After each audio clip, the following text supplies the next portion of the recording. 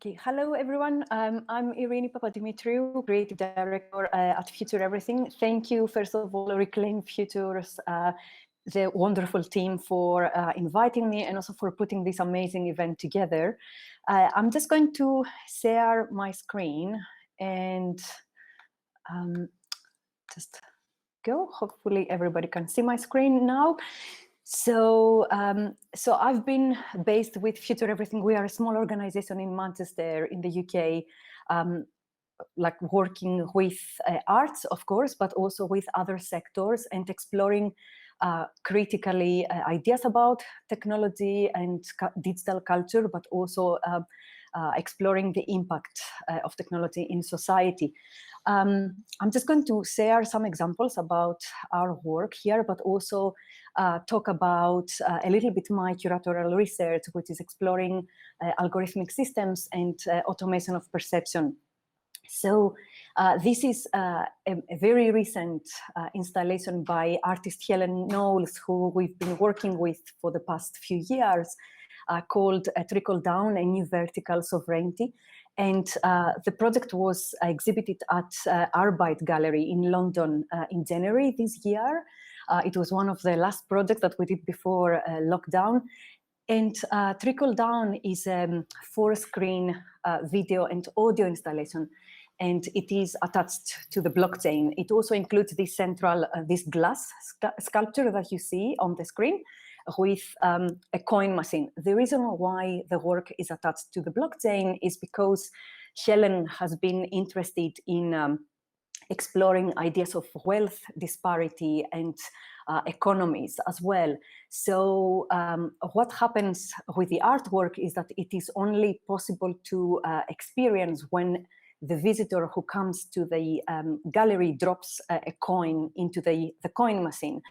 And then the installation starts, which is combined by auction scenes from a prison in Liverpool that Helen staged with the prisoners, but also Sotheby's and also the Ethereal Summit, a blockchain artwork auction. And what happens is that the artwork, every time a visitor drops the coin, then creates automatic payments to everybody who has been involved in making the artwork happen, which involves, of course, from the participants to the auctions, but also the gallery workers, the Future Everything, the producers, but also participants in the workshops who helped co-design the elements of the installation. So in this way, like Helen, and also with conversations that we've been having around the work, has been a starting point to think about whether blockchain technology, in this case, could create an equitable system, a financial system. But of course, on the other hand, it also looks at the idea that hello, everyone. I'm so sorry for the disruption. I'm not sure what happened. Maybe it's my internet connection being in Greece at the moment. I'm just going to share my screen again and hope that it will work this time. So I was talking about a project that we produced by Helen Knowles, Trickle Down, and mentioning how through this project, Helen basically explores systems, ideas of wealth disparity and finance. And she's looking at the question of whether a blockchain, which is attached, the artwork is attached to the blockchain, and it enables every time a visitor drops a coin to start the installation, it enables micropayments to everyone who has been involved to make this happen. And the installation is basically is an idea to explore ideas of hidden labor, of course, with the art workers, prisoners, etc., who have been involved to make this artwork possible, but also, of course, on the other hand, thinking of whether the blockchain could be an equitable system, but also reminding us that technologies are not neutral, and of course, money is not neutral. And what I've been thinking about is also the element of spectacle in this work in terms of the auctions. and how just reminding me of Rafael Lozano-Hemmer, another artist that we've been collaborating with through this project called Atmospheric Memory, which was shown in Manchester next year in July. And Rafael, one thing that he usually refers to is a Zapatista saying, which says, "We don't ask you to dream, we ask you to wake up." And he mentioned that, making us think about immersion and immersion, of course, in art, and but also from a critical perspective, but also in terms of like immersion in society, immersion in consumerism, and how these are distractions. And atmospheric memory was this piece that this immersive piece, of course, as well, but it was using immersion to get the viewer in a position where they could understand how everything that they were doing was monitored in the installation and shown back at them. And the starting point for atmospheric memory is Charles Babbage's 9th Bridgewater Treatise, and the saying that air and atmosphere is this space where every action, every word that we have ever whispered or said stays there forever, and that one computer will make possible one day to the rewinding of these actions and words and bring them back. And this is what Rafael is trying to do there, to help us to materialize and help us understand where to look at all of these that is recollected, and our obsession in society with data collection. Athanasius Kirser's Statua Citophonica, the talking statue, which is again reminding us of these kind of relationships of power and powerlessness and control, is a giant listening device that uses the architecture to hide these spiral structures that can hear what is happening in the public square and allow the person in the room at the top to have access to. And Borges's exactitude in science is something that I always go back to, thinking about quantification and mapping of the world. And in this work, Borges talks about an empire that developed a very advanced cartographic science, where they ended up creating a map that was so big as the empire itself. And it's something that kind of goes back to, again, how with emerging technologies today, we go back to systems of the past that we abandoned in the past because we knew that they were wrong, in this case physiognomics, and the use of it in criminology and forensics, and of course we know how racist and unfair these systems are, but we keep bringing them back with facial recognition and machine learning algorithms as well. And I just wanted to share like this quote, this pass from Frantz Fanon's Black Skin, White Masks, talking about his identity as a black man and how his identity doesn't belong to him, but it belongs to the white man, and it was constructed by the white person. And with this in mind, I've been kind of thinking and wanted to share some like a small part of survival toolkits that I use, that artists and collectives and groups have done with really amazing work, like Algorithmic Justice League, Safiya Noble, but Catherine and Lauren with data feminism and their precious work in data science, but also Ruha Benjamin and Neda Atanasowski and Kalindi Vora and their recent publication, Surrogate Humanity, which is exploring how these racialized and gendered structures are embedded in technologies that we use today, and they are not going away. And with this in mind, I just wanted to point to two projects that are happening right now and are really, again, important initiatives by artists.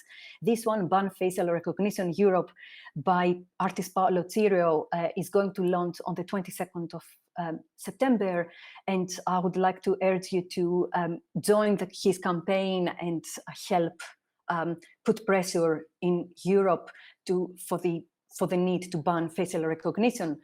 And this is a toolkit by Proboskis and Giles Lane called Unbiased, and it's exploring, of course, how we could rethink of machine learning and AI from a fair way and unbiased way, and how we can create structures that are better for everyone.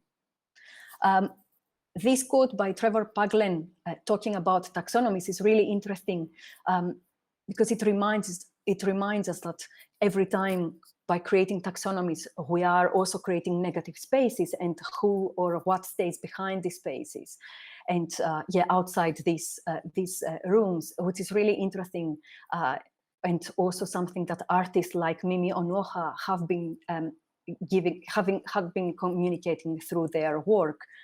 And with this in mind, I just wanted to share KiwiBot thinking about this perception that we have about technologies that are autonomous, that might be faultless, when we forget who is behind.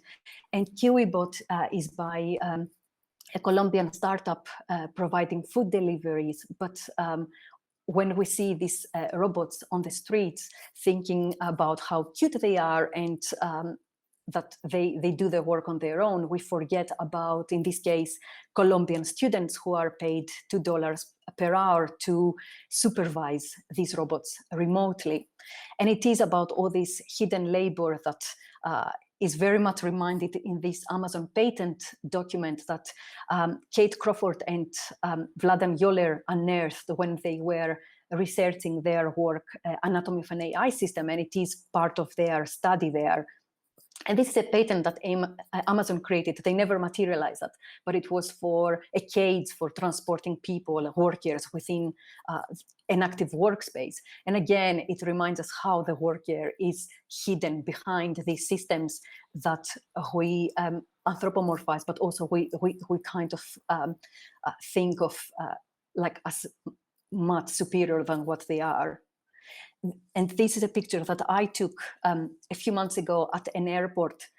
And it's something that reminded me Astra Taylor and her work about Foxtomason, which is more, it's a term that she uses, and it's a lot more relevant than what we'll be using as automation, because actually what these systems do is not automating, but actually rearranging the working force behind. And what Foxtomason like this looks like is much further away from futurism, but much closer to something like that, which is the dump waiter by Thomas Jefferson at Monticello. And it's a piece of furniture with a mechanism to hide the servants who were bringing the dishes to the guests. So it's a rotating furniture that means that the guests in the house would never see the slaves who were serving the dishes and cooking their food. This is a really interesting publication by Markus Kraszewski, The Server, which is exploring these ideas and links between servant and server today, and exploring these architectures of like how servants have been hidden and how today, of course, we have all this workers force, which is again hidden behind our servers. And something that makes me think of like how workers have been moving from physical spaces of labor to like more abstract spaces of labor, of course, thinking about the global South worker who have been involved in outsourcing. And with this in mind, I just wanted to share 2 last slides. And this is a really interesting work by Vladan Joler and Matteo Pasquinelli called the nooscope, which is taking as a starting point the very clear, the very real idea that artificial intelligence already is, it does speak the same term, is talking about the artificial element of the actual system itself, but also thinking about the extractivism and prediction systems in all these architectures that we don't see. And it's something that brings me to mind artist and scholar Ayodamola Okunsende, who speaks about the possibility of the alien and the need for the alien as a potential changer of like these systems, and an attitude that we need to take and have. And this is something that I've been thinking in terms of like how artists, but also potentially art organizations and collectives could enable us to think differently and redesign all these systems, and think beyond like the few that create all these worlds for us. And with just closing, I just wanted to share a project that we are currently involved in, trying to collaborate with different sectors, thinking beyond our own bubble as an art organization. And Innovate Manchester is just an example of work that we've been doing in bringing together academia, but also business and local authorities to try and explore ideas around ethics and technology, and the possibility of rethinking these systems and maybe redesigning them. And with this in mind, I just wanted to say thank you for having me.